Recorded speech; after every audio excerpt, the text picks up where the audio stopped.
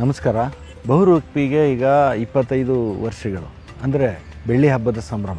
ಈ ವರ್ಷದ ಬೆಳ್ಳಿ ಹಬ್ಬದ ಸಂಭ್ರಮಕ್ಕೆ ಬಹುರೂಪಿ ಬಾಬಾ ಸಾಹೇಬ್ ಸಮತೆಯೆಡೆಗೆ ನಡಿಗೆ ಅನ್ನುವ ಆಶಯದಲ್ಲಿ ಇಡೀ ಉತ್ಸವ ರಂಗಾಯಣದ ಆವರಣದಲ್ಲಿ 7 ದಿನಗಳ ಕಾಲ ಅಂದರೆ ನಾಳೆಯಿಂದ ಅಂದರೆ ಜನವರಿ 11ರಿಂದ 18ರವರೆಗೆ ರಂಗಾಯಣದ ಆವರಣದಲ್ಲಿ ಒಟ್ಟು ಕಲಾಮಂದಿರದ ಆವರಣದಲ್ಲಿ ನಡೀತಾ ಇದೆ.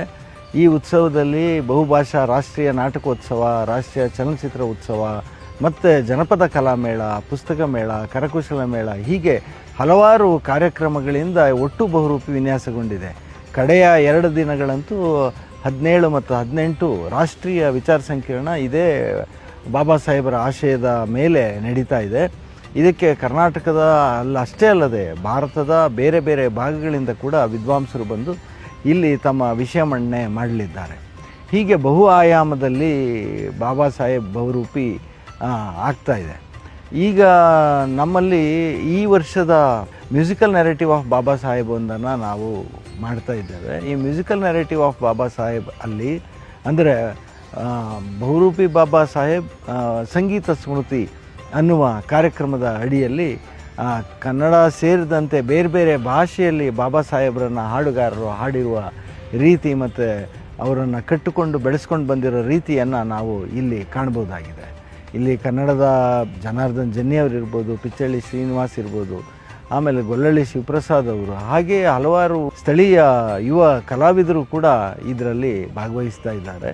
ಮರಾಠಿಯ ಅನಿರುದ್ಧ್ ವನ್ಕರ್ ಅನ್ನುವ ಹೆಸರಾಂತ ಹಾಡುಗಾರರು ಬರ್ತಾ ಇದ್ದಾರೆ. ಹಾಗೆ ಕಡೆಯ ದಿನ ಜನವರಿ 18ರಂದು ಪಂಜಾಬಿನ ಅಂಬೇಡ್ಕರೇಟ್ ಗಾಯಕಿ ಗಿನ್ನಿ ಮಾಯಿ ಬರ್ತಾ ಇದ್ದಾರೆ. ಇವರೆಲ್ಲರೂ ಸೇರಿ ಬಾಬಾ ಸಾಹೇಬರನ್ನು ತಮ್ಮ ಹಾಡುಗಳಲ್ಲಿ ಹೇಗೆ ಕಟ್ಟಿಕೊಂಡ್ರು ಅನ್ನೋದನ್ನು ಹಾಡುಗಳ ಮೂಲಕವೇ ನಮ್ಮ ಎದುರುಗಡೆ ನಿರೂಪಿಸಲಿದ್ದಾರೆ. ಹಾಗೆಯೇ ನಮಗೆ ಬಣ್ಣಗಳಲ್ಲಿ ಭೀಮಯಾನ ಅನ್ನುವ ಪರಿಕಲ್ಪನೆಯಲ್ಲಿ ಹಲವಾರು ಚಿತ್ರಕಲಾವಿದರು ಬಾಬಾ ಸಾಹೇಬರ ಬದುಕು ಬರಹಗಳನ್ನು ಕುರಿತ ಅವರ ಬದುಕಿನ ಬಹಳ ಮುಖ್ಯವಾದ ಕಾಲಘಟ್ಟಗಳನ್ನು ಈ ಚಿತ್ರಗಳಲ್ಲಿ ನಿರೂಪಿಸ್ತಾ ಇದ್ದಾರೆ.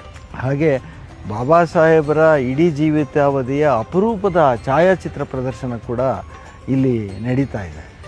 ಇದು ಒಂದು ರೀತಿಯಲ್ಲಿ ಬಹಳ ಹಲವು ರೂಪಗಳಲ್ಲಿ ವಿನ್ಯಾಸವಾಗಿರೋ ಬಹುರೂಪಿ. ಈ ಬಹುರೂಪಿಯಲ್ಲಿ ಮಕ್ಕಳಿಗಾಗಿಯೇ ಒಂದು ಮಕ್ಕಳ ಬಹುರೂಪಿಯನ್ನು ನಾವು ಕಳೆದ ವರ್ಷದಿಂದ ಪ್ರಾರಂಭ ಮಾಡಿದ್ದೇವೆ.